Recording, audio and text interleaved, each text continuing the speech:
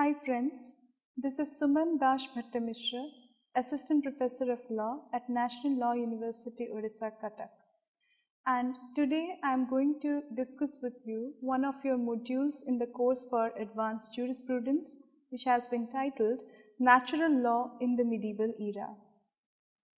Before we begin with the nuances of this module, let me first introduce you to the topic. After the Greeks and Romans, the conception of natural law gathered importance in the medieval era. During this time, natural law was further refined to acquire new meaning in definition and content. So when we talk about the Greeks and Romans, we discuss the idealistic values that they had instilled into the system of law, into its idea, denotation and connotation. Those idealistic values for some period of time were continued in history through the Dark Ages into the medieval era. And over a period of time, natural law started acquiring a new form, a new shape, and its definition, content and meaning started acquiring several changes, several layers started being added to it, and many others at the same time were being removed from it. Concepts like divinity, virtue, and values seeped deep into the notions of law and justice. The medieval era, as we will see in the next few courses of our lecture, was characterized by a very strong emphasis on value system, morality, religion, and ethics. This has been reflected in the idea of law and in the idea of natural law as it exists in the system today. The idea of state also simultaneously underwent a very significant change, and religion heavily influenced the notion of law. Now that the instrumentality of law was getting changed, it was but obvious that political institutions, other human institutions also underwent some change. And we'll figure out what exactly the details of those changes were.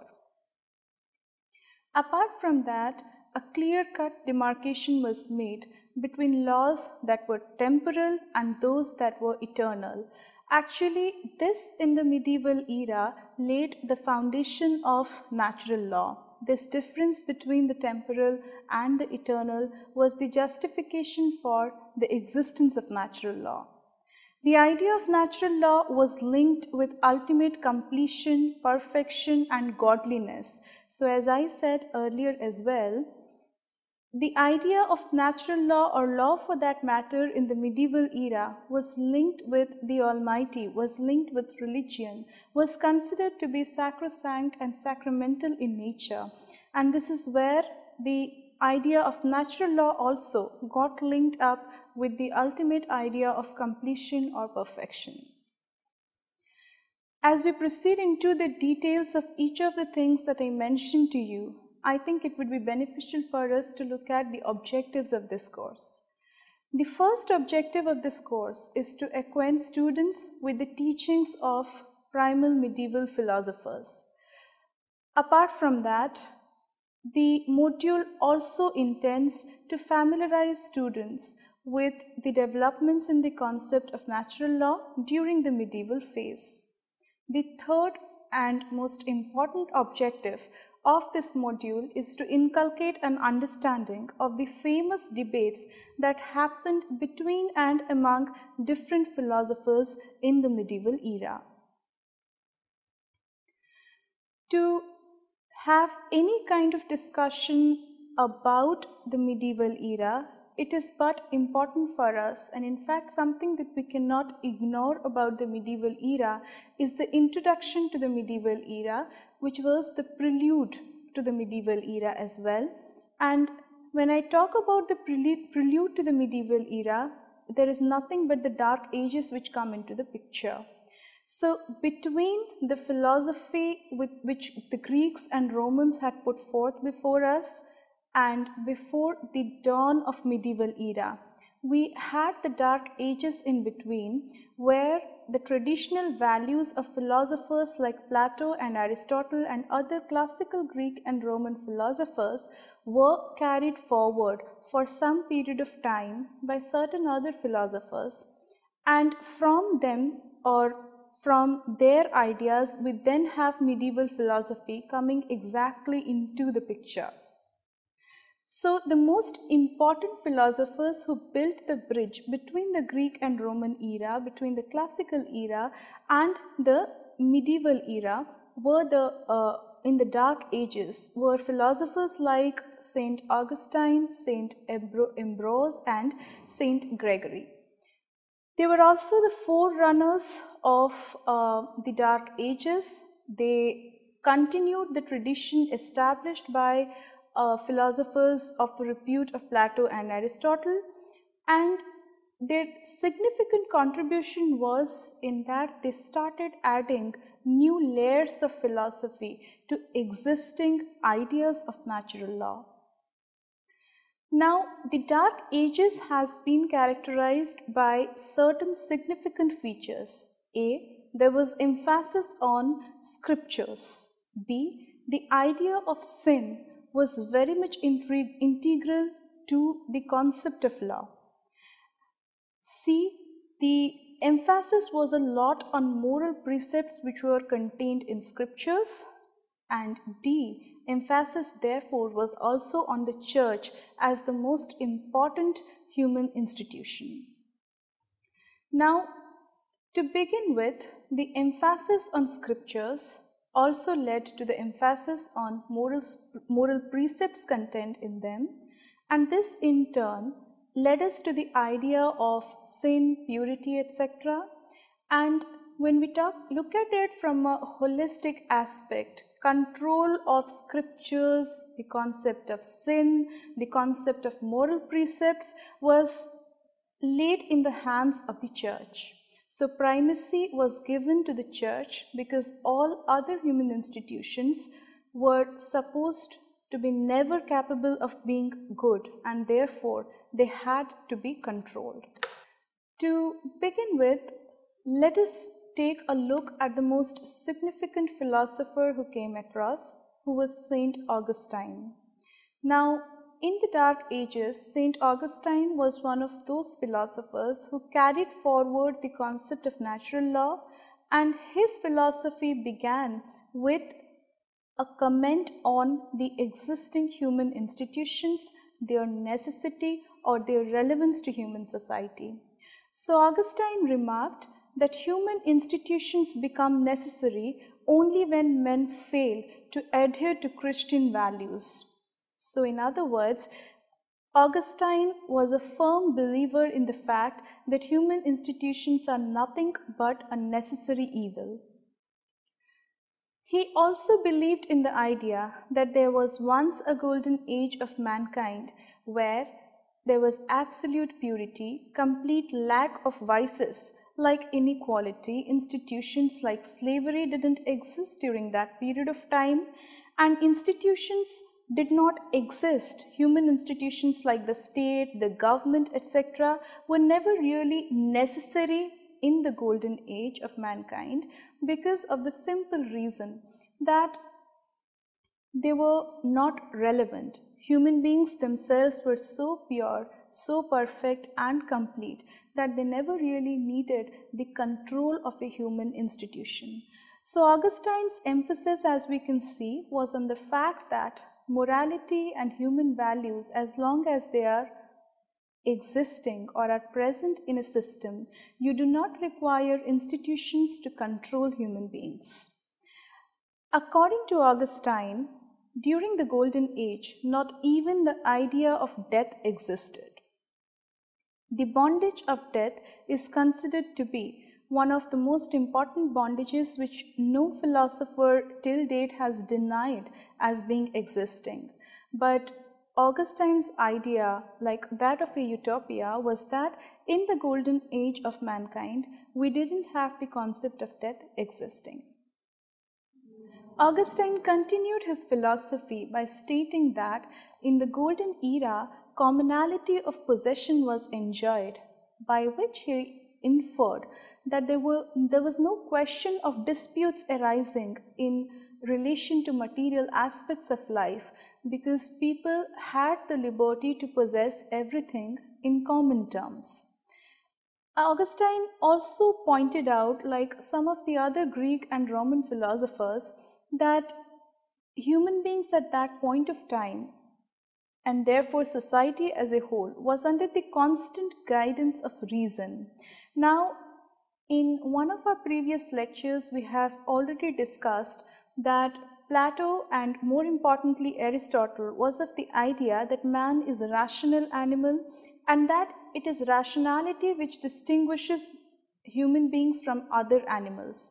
Now, this is exactly where Augustine's teachings become relevant, because he justified the existence of moral values in the purest of its forms in a golden age, on the issue or on the basis that human beings have always been constantly guided by reason.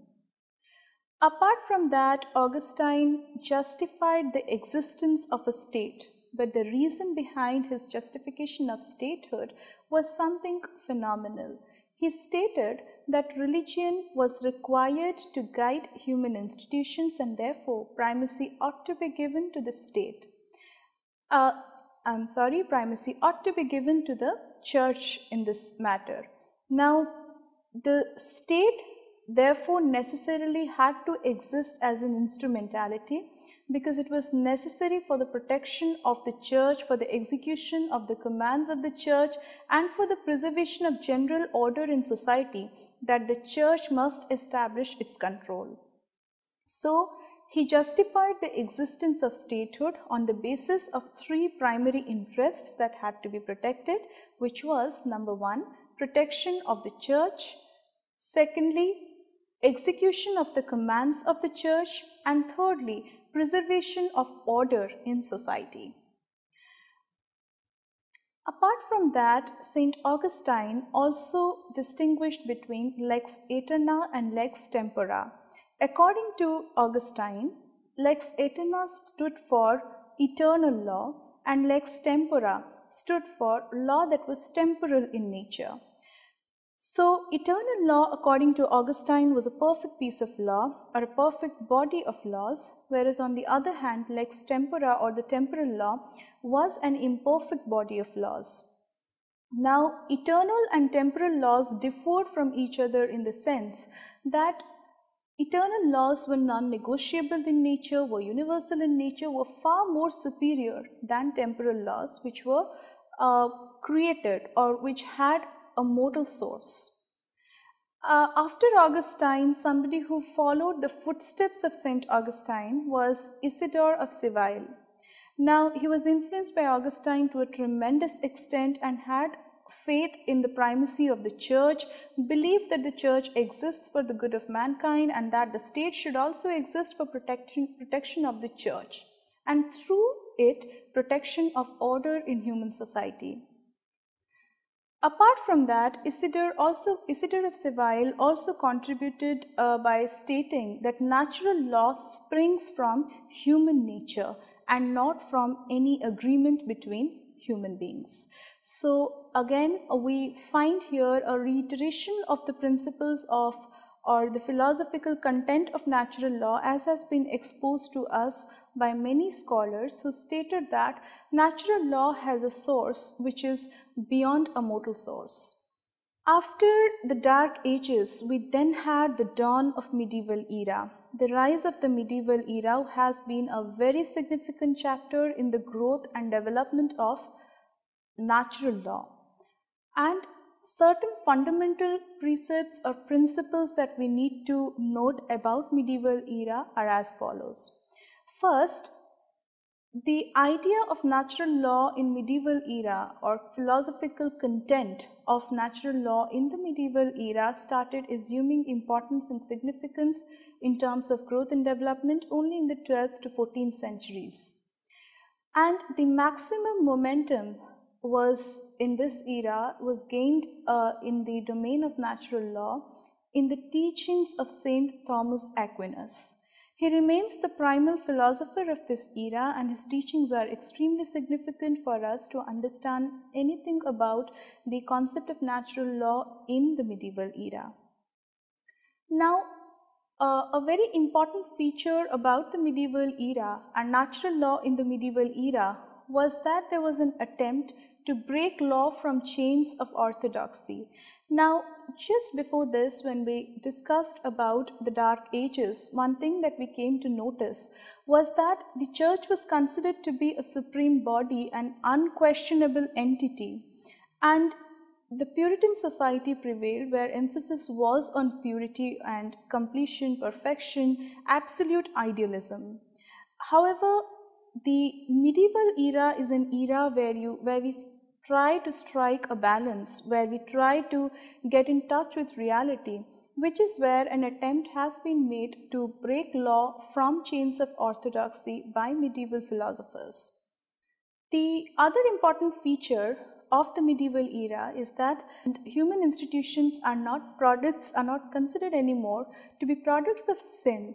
Rather, they were considered to be instruments of justice and order in society. Apart from that, another idea which started springing then was the idea that law was equal for everyone, which meant that the ruler and the ruled would be subordinate to the law in the same manner. And medieval philosophers also emphasized that the source of authority in every civil society would be the people.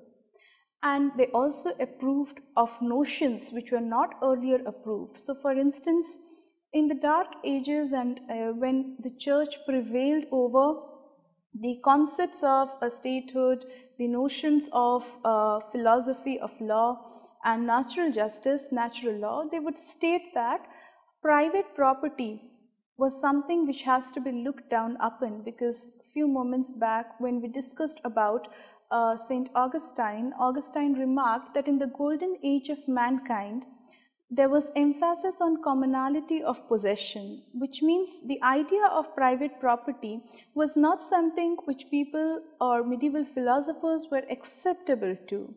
On the other hand, medieval era was more realistic in this sense of the term, because the medieval philosophers approved very much of the idea of private property, unlike their predecessors. So the most important philosopher of the medieval age was Saint Thomas Aquinas. From 1226 to 1274 AD, his philosophy started ruling the domain of medieval era. Now, the first major contribution of Saint Thomas Aquinas was that he divided law into 4 different types. So he divided them into eternal, natural, divine and human law.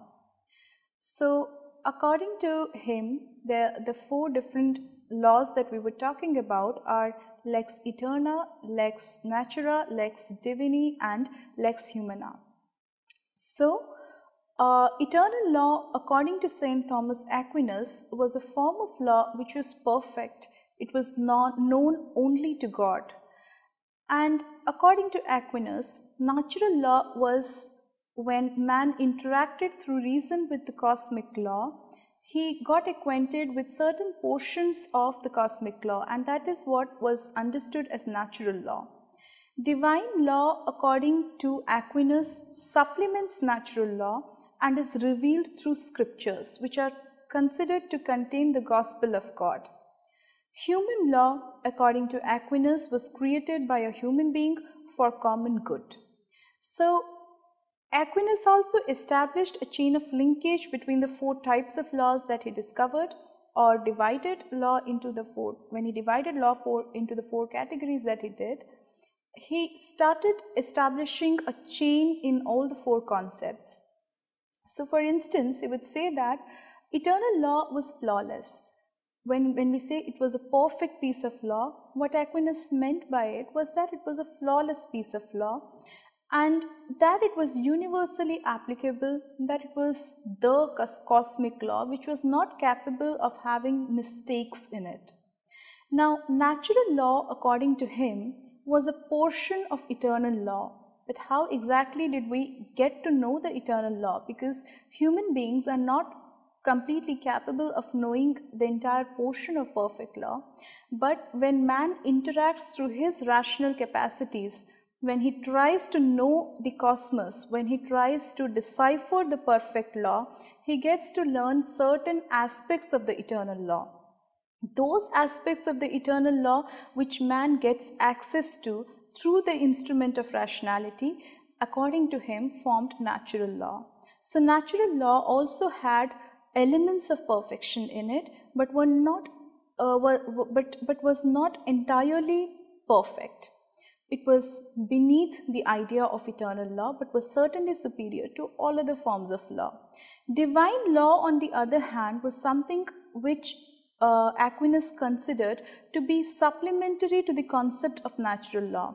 Now, when we say it was supplementary to the concept of natural law, he meant by it that although man interacts through his rational agencies with the cosmic law, sometimes we need to refer to scriptures, because scriptures are said to contain the ultimate gospels of truth, the ultimate ideas and principles of what law should be and what an idea of perfect law is.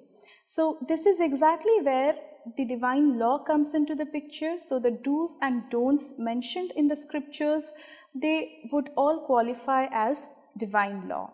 Human law, according to Aquinas, was a form of law which comes into existence in human society by a human being. Now, it is designed by a human being with the intention of causing common good to society.